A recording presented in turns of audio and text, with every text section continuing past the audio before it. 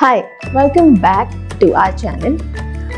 हमें अक्सर इंग्लिश में सिंपल और डायरेक्ट क्वेश्चंस बनाने में स्ट्रगल करना पड़ता है। क्या आपने भी कभी ये फेस किया है?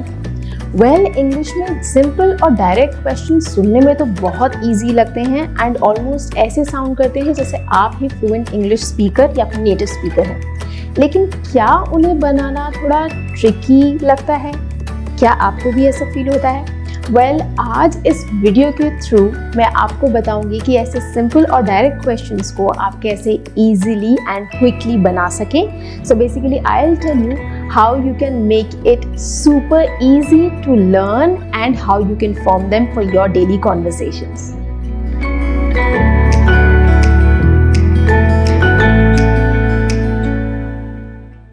So, do you like pizza?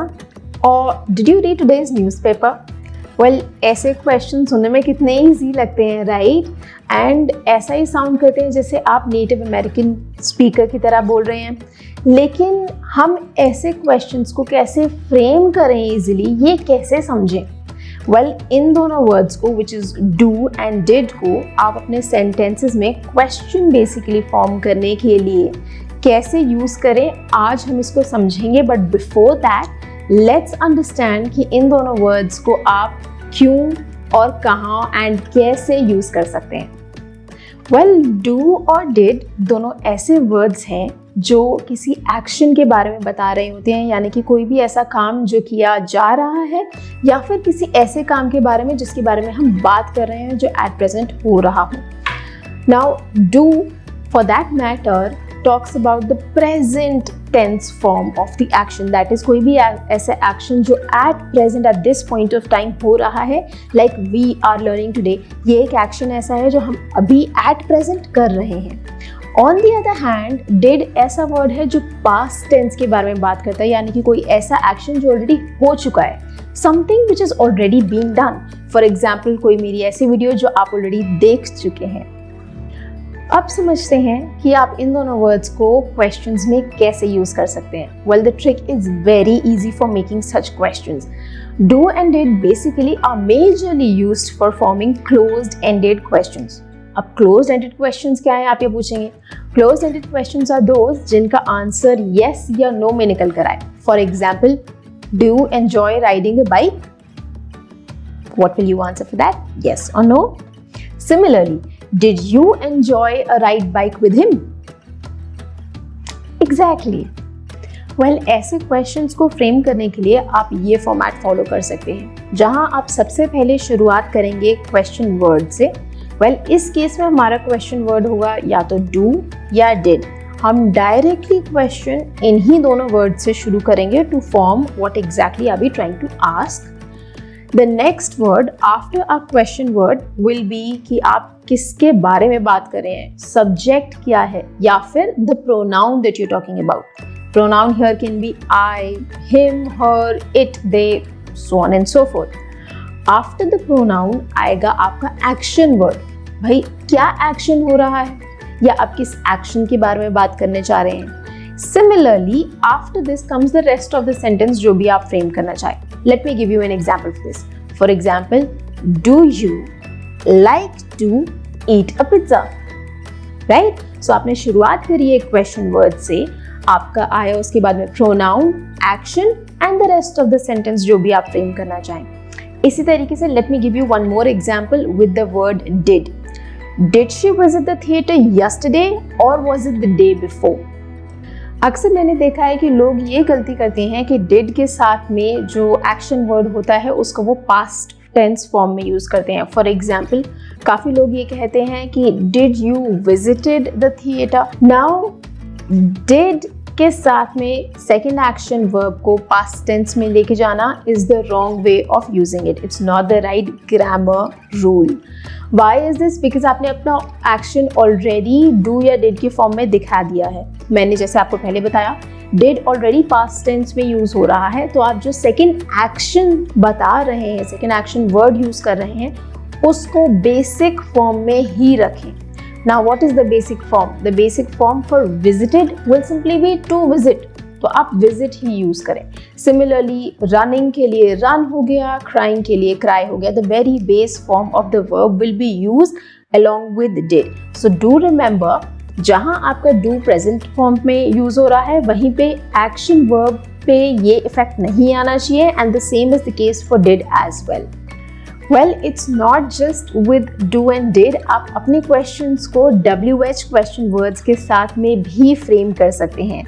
Yes, ये जो questions हैं थोड़े डिटेल में आंसर किए जाते हैं, but these become more elaborative. Now, what exactly are the WH question words? Can you tell me about them?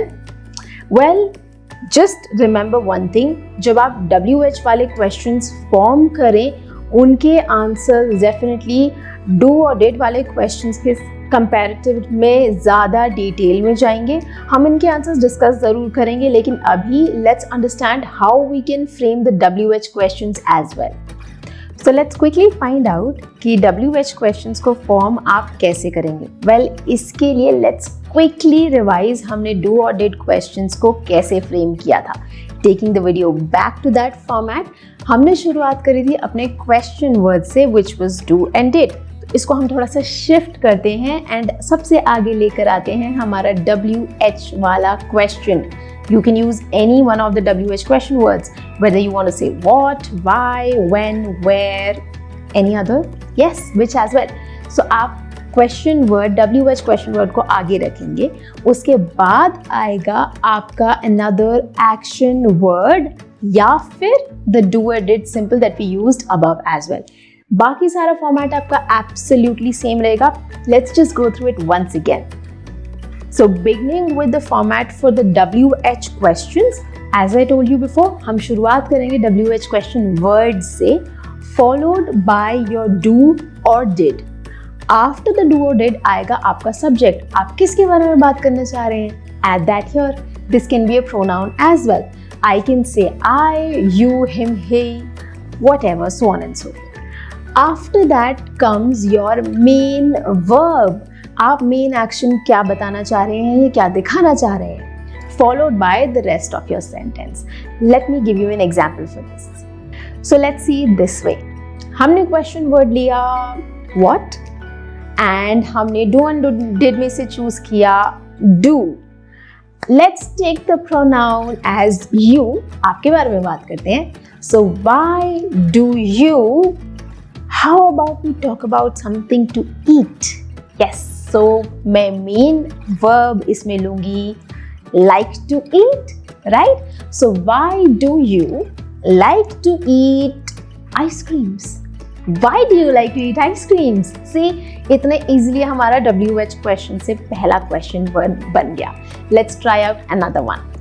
Let's take another example for the word did. Did भी miss नहीं होना चाहिए. So हमारा question word हम pick करते हैं why. And after why, as I told you, we've already chosen did, so उसमें तो कुछ ज़्यादा ऑप्शन रहा नहीं. So why did, again आपके बारे में बात करते हैं. You, why did you break? Let's take our action verb as break, कुछ तोड़ना. So why did you break the glass? See, हमारा बाकी सेंटेंस में I've chosen an object, या let's just say the rest of the sentence. So हमारा पहला word, question word आया why. Next was, as we picked up from this format above, did. Pronoun या जिसके बारे में मैं बात करना चाह रही हूँ, I've taken as you, and the main verb is break. So why did you break the glass? Now let me give you a comparison with these questions to the ones that I showed you above, do and did वाले, plain वाले. So there is a very basic difference, and in fact ये आप भी बहुत easily बता पाएंगे. In case if I take the why and the what out of these two questions, the questions will have an entirely different answer. For example, हमने पहला sentence क्या लिया था why के साथ में. Why do you like to eat ice creams? इसमें से why हटा देते हैं. So the question becomes, do you like to eat ice creams? आप इसका क्या आंसर करेंगे? अब अगर मैं आपको कहूँ why do you like to eat ice creams?